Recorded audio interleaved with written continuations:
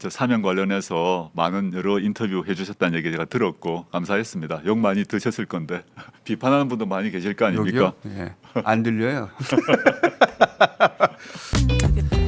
자, 조국 혁신당에 아직 대표로 복귀는 안 하셨죠? 조국 전 대표 모셨습니다. 안녕하십니까? 반갑습니다. 야, 오랜만입니다. 글쎄 말입니다. 예. 예. 근데 살이 많이 빠진 줄 알았더니 그렇게까지 많이 안 빠졌네요. 보니까 3kg 정도 빠졌고요. 3kg. 그 안에서 이제 음식이 좀 부실하니까 덜 먹게 되고 또 못 먹게 되고 근데 운동은 많이 하고 하니까 3kg 빠졌는데 이제부터 많이 먹어야죠. 근육량은 늘었겠어요, 그죠? 아니요. 하체는 늘었는데 네. 상체 운동할 방법이 차니까 상체는 좀 빠지고 하체는 유지되고 하체는 무슨 운동하셨어요? 뭐 주로 스쿼트, 뭐 레그레이즈, 뭐 플랭크 이런 거 했죠. 플랭크. 예. 정경심 교수님 건강 어떠세요? 밖에서 신경 많이 썼을 텐데. 많이 회복했고요. 네. 뭐 병원 치료, 재활, 그다음에 뭐 이렇게 물리치료 등등 하고 있어가지고 그 안에 있어서보다 많이 좋아진 것 같습니다. 조민 씨 사업은 잘 됩니까? 잘 되는 거 같긴 네. 한데 잘 몰라가지고. 국내 사업은 이미 궤도에 오른 것 같고요. 그래요? 그다음에 지금 뭐 태국이나 외국 진출 모색하느라고 요즘엔 해외 출장이 많은 것 같습니다. 그러니까 조민 씨는 제가 처음 봤을 때부터 아빠보다 낫죠? 아빠보다 낫다고 내가 첫 만남 때부터 한참 얘기 듣고 나서 그래 네가 아빠보다 낫다라고 했었는데 잘 돼야 됩니다. 예, 예. 뭐가 제일 드시고 싶었어요 안에서? 좀 원초적인 얘기인데 이제 고기를 좀 먹고 싶었는데 그 안에서 고기 먹기 쉽지 않고 달걀도 못 먹거든요. 그래서 달걀 안 줘요? 달걀 삶은 달걀도 못 먹습니다. 상할까봐. 6포 정도는 되게 많이 먹을 수가 없었는데 그래서 나와서 이제 고기를 먹고 싶었고 나오는 첫날에 사위가 고깃집 예약해가지고 고기 많이 사주더라고요. 사위 돈으로 좀 고기 많이 먹었습니다. 그게 가족 사진에 올라온 저 그림에 예. 네, 제가 올렸는데 저 고깃집인데 사위가 제 나온다고 예약을 해가지고 맛있는 거 많이 드셨어요? 뭐 고기 먹고 된장찌개 먹고 뭐 그랬습니다. 평상시에 안 드시는 거 드시면 갑자기 배탈 나는데. 배탈은 안 나더라고요. 그 외에는 과거와 달리 이번에는 제가 이제 정치인으로서 들어갔기 때문에 바깥 걱정이 많았고 특히 탄핵까지는 탄핵 소추는 했지만 그 뒤로 뭐 탄핵 의결, 윤석열 구속 취소 이런 것들 그 안에서 지켜봐야 되니까 좀 안타깝고 걱정되는 게 많았죠. 그러니까 작년 12월 16일 날 입수하셨는데 네. 그게 탄핵 소추가 14일이에요. 네. 그러니까 이틀 후 네. 그때까지만 하더라도 이제 됐다. 네. 박근혜 때처럼 앞으로 일이 풀려갈 것이다. 다들 그렇게 생각했죠. 네, 근데 이제 말씀하셨듯이 체포영장에 저항하지 않나 1차 실패하고 간신히 2차 집행하니까 서부지법 폭동이 났죠. 네, 맞습니다. 그리고 나서 정광훈, 전환길 양쪽에서 난리치고 직연 판사가 윤석열 석방시키죠. 네. 탄핵 심판은 2월, 3월 다 지나가도록 안 되죠. 그러다가 윤석열 정말 돌아오는 거 아닌가 하는 사회적 긴장도 굉장히 높아졌고 그때 네, 맞습니다. 간신히 탄핵이 되나 싶었더니 갑자기 대법원 폭탄 판결이 나왔죠. 전무후무한 9일 만에 파기환송이 되질 않나. 한덕수 새벽에 후보 교체되고 암살 위협 때문에 대선 후보가 방탄복이 있고 상상할 수 없는 일들의 연속인데 그 뉴스 다 접하셨죠? 다 그 안에서 뭐 신문 방송으로 보았죠. 뭐가 가장 충격적인 뉴스였습니까? 그 안에서 접할 때. 그 여러 가지 중에서 가장 충격적인 것은 대법원에서 갑자기 이재명 후보를 이제 사실 정치적으로 죽이는 그쵸. 판결을 내렸지 않습니까? 시기나 내용 모두에서 정말 저는 대선 개입이다라고 생각하는데 근데 저는 윤석열 탄핵은 무조건 될 거라고 봤습니다. 왜냐하면 이게 법률가 입장에서 각 하나 기각 의견을 쓰는 게 불가능하다고 저 봤기 때문에 물론 내부 의견 조율 작업이 있어서 늦춰지긴 했지만 탄핵은 될 거라고 봤는데 윤석열이 탄핵되고 났더니 윤석열은 이제 끝났지만 이재명도 같이 날려버리겠다는 판단을 법조 엘리트가 한 거 아닙니까? 그런 거죠. 그러니까 헌법재판소가 윤석열을 날리니 그러면 대법원은 이재명 날리겠다라는 걸 보면서 너무 제가 사실 화도 났고 놀랬죠. 기가 막히더라고요. 법조인들은 아무도 상상 못했더라고요. 아무도 상상 못 불가능한 일이라고 네. 말을 했었는데. 저는 이 문제 추후에 반드시 지금 사실관계를 확인해야 된다 생각하는데 명백한 대선 개입입니다. 그리고 이 문제는 이제 뭐 역설적으로는 우리 국민들이 검찰만 이제 공격을 하고 비판을 했는데 이 대법원의 이재명 당시 이제 대통령 후보에 대한 유죄 취지 파기환송을 계기로 법원도 진짜 문제가 있구나를 모두가 알게 됐어요. 그 점은 도움이 됐으나 도대체 어떤 이유로 대법원장이 그렇게 급박하게 시기를 잡아가지고 파기환송을 했을까에 대해서는 반드시 전 조사가 필요하다는 입장입니다. 자, 그것도 정말 전무후무한 일이었고 진짜 와 하고 입이 딱 벌어졌었죠. 그렇죠. 깜짝 놀랐죠. 네. 한덕수 새벽 후보 교체도 깜짝 놀랄 일이 했는데 도대체 이 깜짝 놀랄 일은 언제 끝나나 싶었는데 코미디였죠. 예. 그 중에서 개인적으로 가장 걱정했던 사건은 어떤 겁니까? 아, 이거 이렇게 해서 진짜로 뒤집어지는 거 아닌가? 정상 복귀가 불가능한 거 아닌가? 생각하게 만들었던 사건은 없습니까? 걱정했던 사건은 가장 큰 거는 아까 얘기했듯이 대법원에 가장 놀라셨던 그게 거고. 놀랐고 걱정했던 거고요. 만약에 그걸 받아서 하급심에서 급속히 진행을 하거나 그렇죠. 이러면 이재명 후보가 대선 나갈 수가 없는 나갈 수가 거죠. 없잖아요. 그걸가 컸고 두 번째 걱정은 이제 좀 뭐 법률적인 문제는 아니지만 서부지방법원 난입을 했지 않습니까? 예. 그래서 우리나라의 극우 세력이 이 정도가 됐구나. 과거에도 있었지만 그 시점엔 주변화돼 있었는데 이제 행동을 하는구나. 그래서 정권 교체가 되고 난 뒤도 이 사람들이 사라지지 않겠구나. 그리고 국민의힘이 그 극우 세력을 옹호했지 않습니까? 윤석열도 옹호하고 극우 세력도 옹호하고 그래서 국민의힘이 이게 앞으로 무슨 일을 할지 모르는 그런 이상한 정당, 시대착오적 정당이 되겠구나 이런 생각에 대한 걱정이 많았습니다.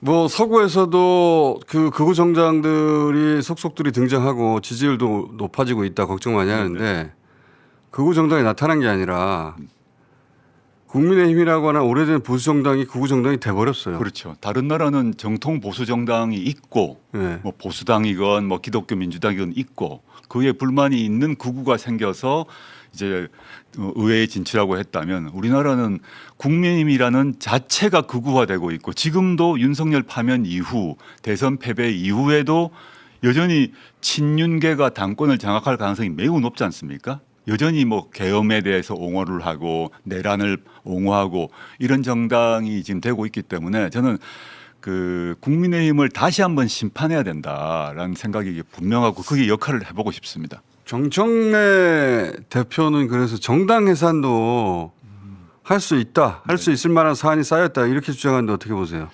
정당 해산이 되려면 그 이번 12.3 내란과 관련해서 국민의힘의 지도부가 조직적으로 관여했음이 확인돼야 되거든요. 근데 그거는 적어도 1심 판결 때까지는 기다려야 될 것 같습니다. 지금 상태로는 법무부가 청구할 수는 없습니다. 그래서 판결과 병행돼야 될 것 같은데 이제 지금 특검에서 국민의힘을 조사하고 있지 않습니까? 네. 그 속에서 당시 계엄 해제를 요구하는 그 시점에 국민의힘 지도부가 무슨 행동을 했는지를 확인돼야 되고요. 그와 별도로 저는 내년 지방선거, 그 다음에 총선 등에서 국민들이 투표로 국민의힘을 이건 정말 뭐라 그럴까요? 좀 끝장을 내줘야 된다. 여전히 내란 이후에도 여전히 극우적 또는 친윤 행동을 하는 정당이 우리나라에 있을 가치가 없다고 저는 생각합니다. 수감대 계신 동안 가장 기뻤던 사건은 뭡니까? 윤석열 파면이죠. 당장은. 하면 물론 두 번째는 이제 그 이재명 대통령 당선인데 1차적으로는 윤이 파면됐다. 이게 큰 매듭을 한번 지어지고 그 뒤로는 큰 변수가 없을 거라고 생각했습니다. 그래서 그렇게 가장 네. 그러니까 윤석열 파면은 이재명 당선과 이꼬르라고 생각하셨구나. 사실상 이꼴이라고 생각했죠. 물론 그 사이에 많은 일들이 있긴 했는데 그때는 몰랐기 때문에 뭐 지기현 부장판사가 희한한 계산법으로 뭐 석방을 시키지를 않나 또 대법원이 막 개입하지 않습니까? 그때부터는 헌법재판소가 아니라 헌법재판소가 파면 결정을 했더니 갑자기 법원이 개입을 해가지고 뒤 흔들어 놓았는데 결국은 국민의 뜻에 따라서 이재명 대통령이 되시고 이재명 정부가 출범한 건 천만다행이죠. 이재명 대통령하고 두 분만의 순간들이 여러 번 있었어요. 들어가시 전에 제가 기사를 한번 되짚어 봤더니 예. 그때 두 분만 알고 있는 얘기도 꽤 나눴을 것 같은데 사면은 될 거라고 예상하셨어요? 둘만 들어가기 전에 둘만 나눠서 얘기가 있을 거 아닙니까? 거기서 사면 얘기하진 않고요. 네. 뭐 위로하고 덕담하고 뭐 이 대표님 당시에 이 대표님하고 저하고는 소통도 하고 만나기도 하고 이랬던 건 사실입니다. 그 위로도 판결 나기 전후로 이제 위로 연락도 해주셨고, 근데 사면을 예상했다고 말하는 건방진이다 저는 생각을 하고요. 저는 그게 답을 하기보다는 이번에 이제 논란이 많은 걸로 많이 나오는데 저의 생각으로는 이재명 대통령께서 정치공학적 계산을 해가지고 사면 결정을 하지 않았다라는 점은 저는 믿고 있습니다. 공학적 판단 안 하셨을 거예요, 그분은. 공학적 판단을 잘 안 하시는 분이긴 하죠. 네네. 실제로 주변에서는 그런 계산들 많이 했는데 네네. 예. 민주당에서도 뭐 이제 국민의힘 말고도 민주당 안에서도 반대한 분들이 있는 걸로 알고 있고 그 견해도 충분히 받아들입니다만 대통령께서는 그렇게 계산하지 않으셨을 겁니다. 아마 제가 아는 대통령님은 정면 돌파의 방식을 취하셨을 거라고 저는 생각하고 있습니다. 형법 전문가신데 지금 윤석열 구치소에서 체포영장을 집행을 못 하고 있거든요. 이거 어떻게 해야 됩니까? 이제 윤석열이라는 사람에 대해서 정치인 대통령이 아니라 인간으로서 윤석열이 어떤 사람인가를 잘 보여준 사건이라고 봅니다. 제가 그 안에 있을 때 제가 스치듯이 만나는 교도관들이 윤석열이라는 사람에 대해서 정말 경멸의 발언을 합니다. 아주 보통의 교도관들이 어떻게 저런 사람이 들어와 대통령이었는지 개탄스럽다는 얘기를 그냥 평범한 교도관분들이 하세요. 교도관들은 네. 교도 행정을 잘 알고 있으니까 그러니까 수많은 사람이 들어왔다가 나가는데 윤석열처럼 행동한 사람은 처음 봤다는 거죠. 공무원으로서. 참 그 안타깝는데 물론 이제 제 생각에는 1차 체포영장 때 그때 들어 올렸어야 된다고 생각합니다. 2차 체포영장 때 10명이 가서 의자채로 올렸지 않습니까? 근데 1차 때 그렇게 했어야 되는데 무산돼 버렸죠. 물론 윤석열 대통령 그 사람이 이제 속옷바람으로 들어 누워 버리니까 대책이 없었는데 그게 그 사람의 이제 민낯을 보여주었는데 집행하러 들어왔을 때 옷을 입고 정좌를 하고 난 안 가겠다 이렇게 말할 수 있잖아요. 네. 자기 방에서도. 그런데 옷을 벗고 누워 버린 거죠. 그 모습을 봤던 교도관들, 검찰 수사관들이 마음이 어땠을까 좀 참담했을 것 같습니다. 이거 어떻게 해야 됩니까? 3차 시도해야 됩니까? 지금 특검에서는 3차 시도를 안 할 것 같고 아마 바로 기소할 것 같은데요. 그래도 해야 되는 거 아니에요? 이렇게 윤석열한테 땡깡 피우니까 통한다는 자기는 승리의 기억이라고 생각할 텐데 그런 기억을 만들어주면 안 되는 거 아닙니까? 그 뭐 제가 특검 같으면 이제 준비 잘 해서 한 번 더 할 텐데. 구치소 측과 협의해가지고 전격적으로 거기 이제 집행하는 그 공무원분들 많이 계시거든요. 까마귀 있잖아요. 예, CRPT라고 하는 네. 분들 다 덩치 좋으시고 힘 좋으신 분들인데 하면 좋겠는데 특검에서는 이제 부담이 되지 않을까 싶습니다. 본인이라면 하겠다. 예예. 특검은 그렇게 할지는 잘 모르겠다. 네네. 김건희 구속은 쉽지 않다고들 전망도 하긴 했거든요. 저는 김건희는 100% 구속이라고 생각했습니다. 그건 뭐 제 아는 분들에게 면회원 분들에게 얘기를 했는데 일단 증거가 분명한데 끊임없이 거짓말을 했지 않습니까? 거짓말이 또 밝혀졌지 않습니까? 네. 저는 거의 이분은 허언증 수준이다 생각이 드는데 그럴 경우 법원에서 영장 발부를 안 할 수가 없죠. 거짓말이 밝혀져서 네네. 그리고 범죄 혐의가 워낙 중대하고 있었죠. 워낙 중대한 범죄 혐의가 있고 그리고 거짓말을 계속하니까 그 경우는 영장 발부가 뭐 거의 100%라고 대부분 보았습니다. 대한민국 최고의 형법 학자라고들 했었어요. 전직이죠 이제. 근데 김건희 씨 구속영장은 알선수재로 쳤는데 네네. 특검이 뇌물죄가 훨씬 중요한데 뇌물죄 적용 검토한다는데 이거 가능합니까? 알선 수재하고 뇌물 두 가지를 비교하면 뇌물죄 성립이 좀 까다롭습니다. 뭐 이제 공범 이제 뇌물죄는 이른바 신분범이라고 그래서 공무원이어야 되는데 그렇죠. 김건희 씨는 공무원이 아니지 않습니까? 그렇죠. 그럼 뇌물죄로 이걸 의유를 하려면 윤석열과의 공모 혐의가 밝혀져야 됩니다. 예. 거기에 지금 그 특검이 핵심을 두고 지금 포기하진 않은 것 같아요. 예. 그래서 특히 이제 다른 것보다 그 김영선 씨 공천 그 경우는 윤석열과 김건희 사이에 공모를 입증할 만한 증거가 있는 것 같습니다. 두 사람이 전화하고 각각 전화 받고 서로 역할 분담해가지고 김영선을 넣으려고 노력한 게 확인되고 있지 않습니까?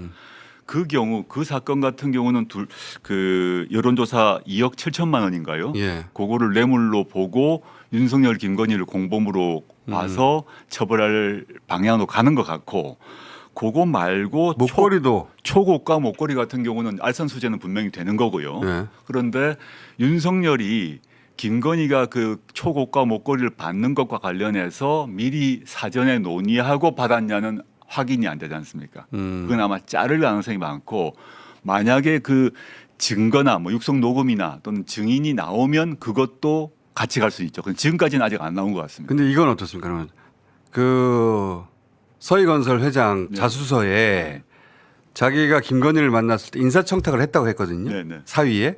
근데 실제 사위는 그 총리 비서실장이 됐잖아요. 네, 네. 그러니까 인사청탁을 부인한테 했는데 인사권자인 남편이 인사를 해버렸지 않습니까? 그렇죠. 네. 그러면 그게 입증되는 거 아닌가요, 혹시?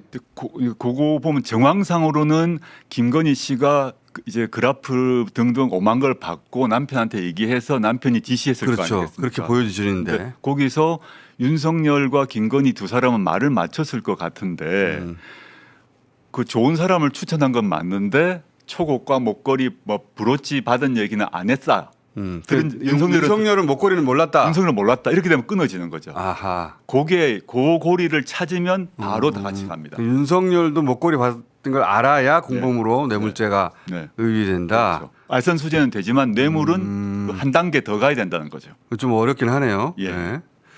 그 특검은 그걸 검토하고 있다고 하는데 그래서 알선수재까지 갖고 뇌물죄가 되면 형량이 늘어나잖아요, 훨씬 더. 당연하죠. 게다가 액수가 워낙 고가기 때문에 그냥 형법상 뇌물이 아니라 특가법상 뇌물이라서 형량이 매우 높아질 겁니다. 자, 그러면 김건희 특검상 중에 형법 전문가로 볼 때 이거는 형량이 가장 중한데 싶은 톱3는 뭐가 됩니까? 16가지가 워낙 다 이거 뭐 합하면 어마어마한데요. 네. 일단 증거로서 확인된 거 보게 되면 도이치모터스 주가 조작 같은 경우에 보면 그 8억 천인가요? 네, 부당 이익을 맞습니다. 받았습니까? 네, 뉴스 다 보셨네. 네. 8억 천이면 이게 도대체 형량이 얼마나 나올지 가늠이 잘 안 되는데 확인된 것만 8억 천이죠. 그다음에 명태균 씨 무상 여론조사가 2억 7,440인가 된단 말입니다. 그것도 그렇고 세 번째는 초고가 장식품이 종류별로 뭐 한 나왔는데 억대 되는 것 같아요, 또. 저는 더 있을 것 같아요. 더 있을 것 같거든요. 지금 나왔던 통일교, 서희건설, 뭐 로봇 그 개업체 예, 예. 말고도 또 있을 것 같아요. 또 있을 것 같습니다. 그러니까 명태균 씨가 말하기를 윤석열, 김건희 두 사람이 인사권과 공천권 5대5로 나눈다. 했지 않습니까? 네. 그럼 오면 그 인사 공천권에서 오면 개수가 엄청 많지 않습니까? 자리가. 근데 지금 밝혀진 건 3개 아닙니까? 그렇죠. 전 더 나올지 않을까라고 좀 예상해 봅니다. 더 나온다면 그 인사청탁, 그게 인사권, 공천권으로 그 금품 수수한 것이 가장 중요할 것이다. 그 더 나오게 되면 액수가 점점 늘어나겠죠. 그렇죠. 지금 현재로는 현재까지 액수로는 주가 조작으로 8억이니까요. 그게 네. 액수가 제일 크다. 근데 이제 각종 고가 목걸이가 더 고가 목걸이든 뭐든 지금 뭐 그림이건 그때 뭐 그림도 나왔지 않습니까? 네. 그게 이제 확인돼야 되긴 하는데 이게 더 나오면 글로 비중이 더 갈 수도 있겠다 싶습니다. 금액에 따라서. 네. 국민의힘 얘기 잠깐 하셨는데 예. 국민의힘이 정당 예산 법무부가 요청하려면 그러려면은 1심 판결이 나야 된다고 하셨잖아요. 근데 이건 어떻습니까? 대선 2022년 대선 과정에서 신천지 또는 통일교가 개입을 네네네. 해서 결과가 바뀌었다거나 영향을 줬다는 게 밝혀지면 네네. 그러니까 대선 경선 혹은 국민의힘 전당대회에서 결과를 바꿀 만큼의 특정 종교 교인들의 활약이 있었다, 역할이 있었다. 이거는 문제가 안 됩니까? 당연히 문제가 되죠. 근데 제 말은 이 정당 해산 사유는 안 됩니까?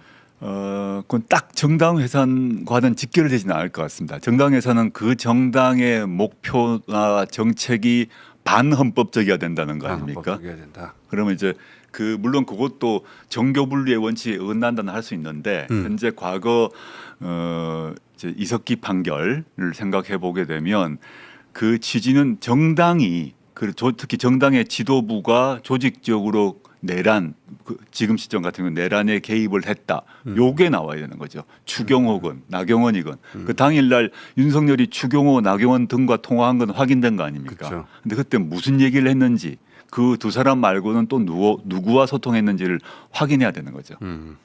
유시민 작가가 그 조국 대표한테 뭐라고 그랬냐면 죽음에서 살아난 자라고 했어요. 예. 그 이야기를 했던 것이 조국혁신당 창당하고 3년은 너무 길다. 네. 이 자리에서 말씀하셨어요. 그때. 아, 예. 3년은 너무 길다. 선언하고 총선 승리 함께 만들었고 그 이후 윤석열 탄핵 소추되고 나서 본인이 수감됐으니까 맞습니다. 탄핵 소추까지 진행했고 그 결과로 정권 교체가 이루어졌지 않습니까? 예. 그러면 조국 혁신당의 임무는 완수한 거 아닙니까? 뭐 그렇게 말씀하신 분들도 계실 것 같아요. 특히 저희가 유시민 작가님 말씀대로라면 검찰개혁 프로젝트 정당이다 이런 말씀도 하셨는데 네. 검찰개혁은 이제 되어 가고 있지 않습니까? 그렇죠. 또 민주당도 강하게 드라이브를 걸고 있기 때문에 그래서 민주당이 이제 검찰개혁, 방송개혁, 법원개혁 드라이브를 걸고 있고 조국혁신당도 그게 당연히 이제 같이 하고 있습니다. 그런데 창당 시기부터 저희가 내걸었던 게 한편으로는 검찰 독재 조기 종식이 있고 두 번째는 주거, 의료, 돌봄 관련해서 이제 사회권 선진국, 민생 선진국이라는 그 비전을 제시한 바 있는데 네. 주로 이제 정치 국면이 검찰 독재와 싸우는 국면이다 보니까 이 사회권 문제는 거의 부각이 잘 못 됐습니다. 근데 그 점에서는 민주당과 일정한 차이가 사실 있습니다. 좀 더 진보적이라 할 수 있겠죠. 그래서 그 문제에 대한 저희 목표는 남아 있다 이렇게 말씀드리겠습니다. 이런 말씀하셨거든요. 8개월 동안 깊은 성찰과 넓은 구상을 했습니다. 영상 있으면 좀 봅시다. 지난 8개월 동안 이곳에서 깊은 성찰과 넓은 구상을 했습니다. 그 이런 말도 하셨어요. 정치를 하겠습니다. 정치를 네. 하겠다. 들어보죠, 이것도. 말씀을 듣고 정치를 하겠습니다. 저에 대한 비판, 반대, 비방 모두 다 받아 안으면서 정치를 하겠습니다. 정치를 하겠다. 그러니까 학자로 돌아가실 생각은 없는 거죠. 없죠. 어. 네, 그건 정치를 해야 되고요. 그게 뭐 저의 운명이 굳이 말하자면 운명이 바뀌었다고 생각합니다. 2019년 이후로. 많이 바뀌었죠. 네, 모든 게 바뀌었고 그 전에 제가 만나 뵀던 조국과 그 이후의 조국은 뭐 완전히 다른 사람입니다, 이제. 예. 2019년 이후로 얼마나 저 나름대로 고민이 많았고 또 결의를 다졌겠습니까? 그러니까 지금 이제 제가 수감 생활을 갔다 나왔는데 다시 거꾸로 돌아가거나 또는 자연속으로 들어갈 수는 없지 않습니까? 저는 제가 하려고 했던 걸 여기 이 정치 현실에서 펼쳐 나가려고 합니다. 그리고 이런 말도 하셨어요. 이재명 정부 반드시 성공해야 된다. 이것도 영상에 있으면 잠깐 봅시다. 이재명 정부는 반드시 성공해야 합니다. 이재명 대통령님도 성공한 대통령이 되셔야 합니다. 미력이 남아 저는 힘을 보태겠습니다. 자, 앞으로 수도 없이 받을 질문이니까 예, 예. 제가 그냥 바로 하겠습니다. 힘을 보태는 방법은 크게 두 가지가 있습니다. 하나는 조국 혁신당으로 외부에서 힘을 보태는 길이 있고 민주당과 합당해서 내부에서 힘을 보태는 길이 있지 않습니까? 이 질문 앞으로 계속 받으실 텐데 어떤 길로 갑니까? 일단 제가 지금 석방된 지 4일 차인데 갑자기 뭐 합당 질문이 너무 어차피 많았고 받을 질문 바로 합시다. 예. 언론에서도 계속 그 얘기만 거의 묻더라고요. 네. 너무 빠른 질문이라고 생각을 합니다. 그리고 민주당 안에서도 합당론자가 있고 합당 반대론자가 있는 걸로 저는 알고 그렇겠죠, 있습니다. 당연히. 현재로는. 그리고 제가 지금 뭐 오늘 제가 당에 복귀를 할 생각인데 뭐 당대표 복귀는 또 한참 멀었고요. 그 상태에서 지금 제가 이렇다 저렇다 말하기는 좀 너무 성급한 얘기다 생각을 하고 저는 이재명 정부 성공 그리고 이재명 대통령의 성공이 매우 중요한 게 사실은 조국혁신당이 지난 대선에서 독자 후보를 안 냈지 않습니까? 그 점에서 저희는 민주당이 아니지만 이재명 정부는 조국혁신당이 지지하고 밀었던 정부이고 이재명 대통령도 조국혁신당의 후보이기도 했습니다. 이 점에 있어서 저희가 책임감을 가지고 움직일 것이란 거고 과거 정의당처럼 저희가 움직이진 절대 않을 것이다. 이재명 정부 또는 이재명 대통령과 차별화하면서 그 자신의 존재감을 그 부각시키려는 행동을 하지 않을 것이고요. 근데 그 다음에 이제 합당 문제에 대해서는 여러 의견들이 있는데 저도 지금부터 의견을 수렴할 것인데 과거 4월 10일 총선 생각해 보면 그때도 당 만들지 말라고 하는 분들이 많았습니다. 그때. 근데 별도의 당을 만들므로써 지민 비조 전략을 통해서 양당이 모두 성공을 한 거 아닙니까? 그럼 향후에 지방선거 총선에 대한 이제 우려가 있는 걸 알고 있습니다. 혹시 분산돼 가지고 뭐 국민의힘 좋은 일 시키는 거 아니냐 등등등 우려가 있는 걸 알고 있는데 제가 현재 뭐 당직을 맡고 있지 않지만 제가 한 사람으로 정치인의 한 사람으로 제가 말씀드릴 수 있는 거는 제가 26년이건 28년이건 국민의힘이 예를 들어서 국민의힘 후보가 서울시장 후보로 되는 걸 제가 원하겠습니까? 그런 일은 절대 하지 않겠죠. 그다음 총선 경우도 국민의힘이 이기는 선택 저는 하지 않을 것입니다. 근데 그걸로 가는 과정에서 조국혁신당과 민주당과의 관계를 어떻게 해야 될지는 지금부터 논의를 해야 됩니다. 이 문제는 이제 민주당이라는 상대가 있는 거라 예. 지금 정청래 대표하고 두 분이 마주 앉아서 얘기할 내용이 많을 거라고 보는데 아직 두 분이 만나시지는 않으셨죠? 예, 만나지 못했고요. 제가 석방되자마자 연락이 오셔서 저도 연락했고 저하고 정청래 대표님하고 사적으로 친한 사이입니다. 그렇다면서요? 예, 뭐 네. 가끔 몰래 만나서 최근 말고 오래 전부터 뭐 밥도 먹고 술도 마시는 친한 사이인데 사람들이 잘 모르고 또 두 사람 사이가 아주 나쁜 것처럼 얘기하는 사람도 있던 것 같은데 친한 사이고 소통이 원활한 사이고요. 조만간 한번 서로 보자 그래서 조용히 둘만 뭐 술 한잔 합시다라는 얘기는 했습니다. 예. 그때 나올 얘기가 많이 있겠네요. 지금 말씀하셨듯이 이제 이 합당 문제는 그 보통 일이 아니기 때문에 동지들과 그리고 지지자들과 예. 논의해서 예. 적절한 시점에 적절한 결정을 하시겠지만 합당 관련한 본인만의 기준이 있습니까? 뭐 자꾸 합당 얘기하시는데 합당이 이제 다른 정당이 하나로 합해지냐 합하지 않느냐의 제일 중요한 기준은 그 비전과 정책 그다음에 선거 전략 이런 거 아니겠습니까? 그런 문제에 대해서 의견차가 있으면 그거는 같이 하나의 당이 아닌 것이고 똑같다 그러면 하나의 당이 되는 것인데 지금 공장장께서 말씀하셨듯이 지금 제가 이 시점에 제가 석방된 지 3일, 4일 차 때 얘기하는 건 너무 성급하고 언급할 수 있는데 혁신당 내부, 민주당 내부에서 쭉 논의를 해야 된다. 계속 나올 질문이니까요. 앞으로 아마 내년 6월 지방선거 전까지 100만 번도 더 같은 일단 질문을 지금 목표가 받으실 텐데. 이재명 정부 성공, 그다음에 제가 그 남북 교도소 앞에서 얘기했습니다마는 지금 모든 초점은 국민의힘 심판이라 생각합니다. 국민의힘을 얼마나 소수로 만들 거냐, 주변화시킬 거냐 이걸 해놓고 그럼 빈 공간이 생기지 않습니까? 그 공간을 누가 어떻게 차지할 건가의 문제 그 다음 단계라서 아직 뭐 내년 6월 많이 남았지 않습니까? 자, 아니요, 많이 안 남았어요. 당의 문제는 그렇고 개인으로는 보궐선거에 출마하세요, 아니면 지방선거에 출마하세요? 그 역시 사실 뭐 지금 결정하지는 않았고요. 네. 그러나 어떤 경우든 6월에 국민들에 의한 선택을 구하겠다는 점은 분명합니다. 아, 뭐 어디로 나갈지는 저도 지금 결정할 수는 없다. 출마해서 네. 다시 국민의 선택권 앞에 설 예정인데 그게 지방선거에 출마인지 아니면 뭐 보궐선거 몇 자리 나오겠지 보궐선거 출마인지는 아직 정하지 않으셨다. 네, 뭐 여러 의견들이 이제 있는 걸로 알고 있는데 저도 의견 수렴을 할 생각이고요. 어떤 경우든 제가 국민들에게 뭐 저희 비판하신 분까지 포함해서 국민들의 제 의견을 다시 얘기하고 이 정치적 선택을 받아야 되는 거죠. 이제 법적으로는 크게 마무리된 거 아닙니까? 이제 정치적 선택을 한 번 더 받고 싶습니다.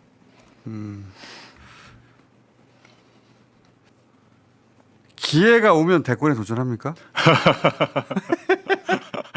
기회가 온다면. 내년 6월도 선거판인데 이 30년을 얘기하는 건 너무 이제 먼 얘기고요. 지금 저는 그런 생각합니다. 정치인으로서 조국의 자질, 능력, 경험들을 쌓아갈 시간이다. 지금 그렇게 말씀드려야 될 것 같고 뭐 대선 도전 이런 말을 지금 얘기하는 건 너무 또 역시 좀 건방지고 성급한 일이라 생각합니다. 아니 그러니까 기회가 주어진다면. 그 역시 제가 지금 했던 말로 가름하겠습니다. 자꾸 우리 공장장께서 저를 드리블 하시는 것 같아. 유시민 작가는 예. 제가 이때까지 이런 질문에서 나는 기회가 와도 안 해라고 말했던 사람 유시민 작가 유일하거든요. 네. 지금은 말할 수가 없다. 예. 지금 제가 뭐 나온 지 얼마 안 됐고 시간도 지금 당장은 조국혁신당을 추스리고 조직을 강화하고 이게 제일 먼저죠. 그러고 난 뒤에 제가 책임 있는 자리에 가서 또 책임 있는 발언을 해야 되지 않겠습니까? 지금 댓글로 부담 주지 말라고 자꾸 문자가 올라오는데 부담 주는 게 제 일입니다.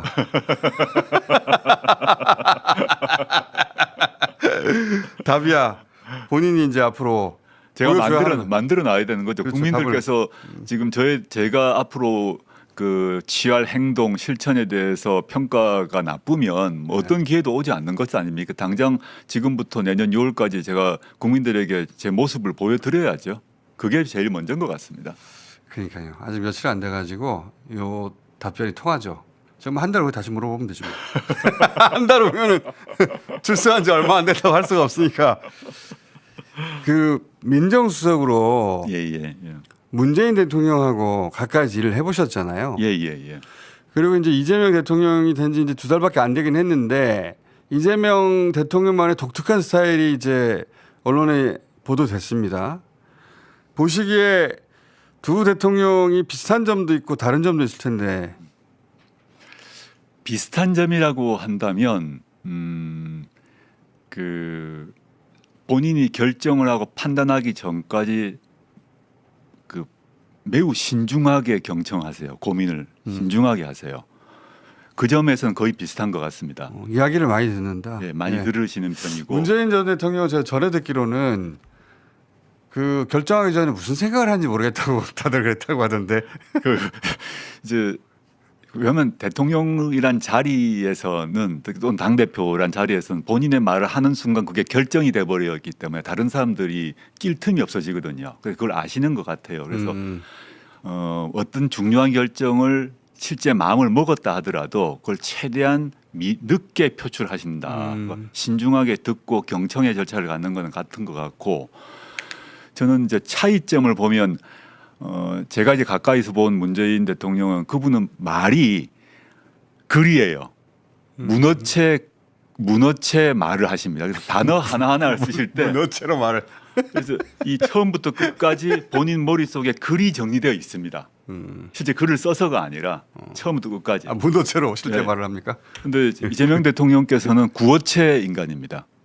그래서 그걸 충분히 이제 하실 말씀이 있는데 그걸 훨씬 더 쉽게 대중적으로 또 짧게 탁탁탁 던지시고 문재인 대통령은 좀 길게 문어체로 쓰시는 차이가 있는데 화법은 그렇고. 예. 그래서 그런 차이가 있으신 것 같고 그리고 이제 이재명 대통령 또는 뭐 과거 당대표 시절 보고 계시면 정면 돌파를 확실하게 하세요. 자기가 책임지고 정면 돌파를 앞에서 진두지휘하는 스타일이신 것 같고 문재인 대통령 같은 경우는 대오가 있으면 맨 앞에서 이렇게 먼저 돌진하는 형식 그 스타일이 아니라 이 대오에 있으면서 같이 천천히 같이 나가는 스타일이시죠.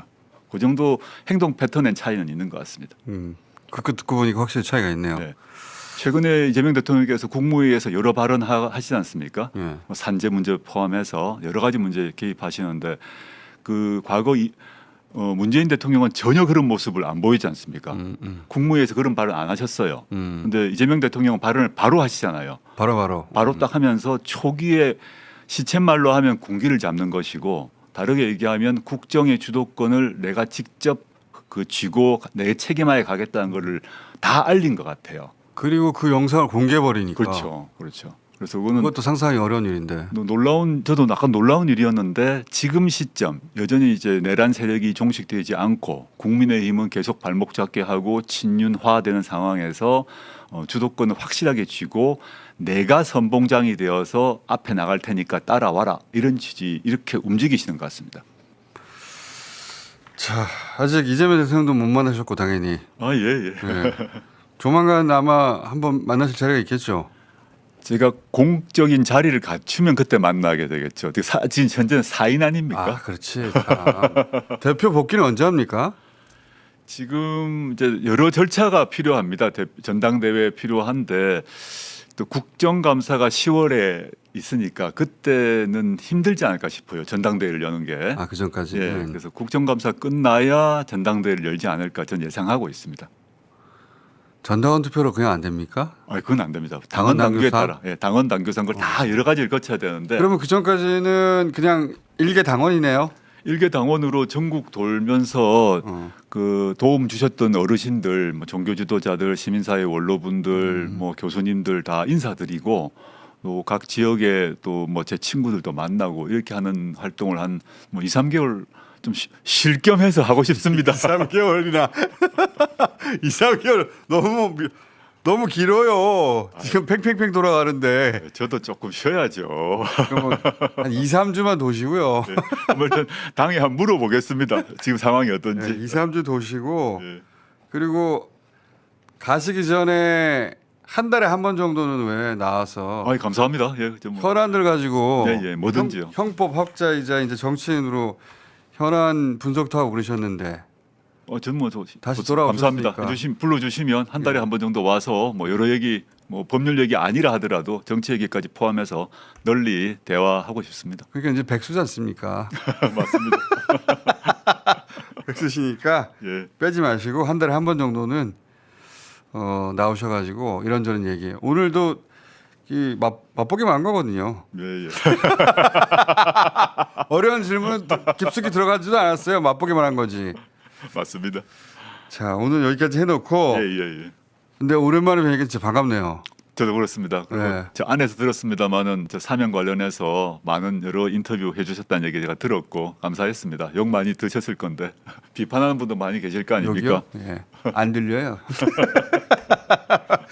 자, 조국 전 대표 오늘은 여기까지 해놓고요. 저희가 한 달에 한 번은 무조건 모시겠고 그리고 일단 2주 있다가 예, 예, 그렇죠. 2주. 예. 네, 좋습니다. 2주 있다가 8월 18일이니까 예. 8월 말쯤에 다시 한번 모실게요. 예. 2주면은 나온 지 얼마 안 돼서 이렇게 말을 못 할 테니까. 그때도 뵙기로 하겠습니다. 감사합니다. 감사합니다. 고맙습니다. 예. 예.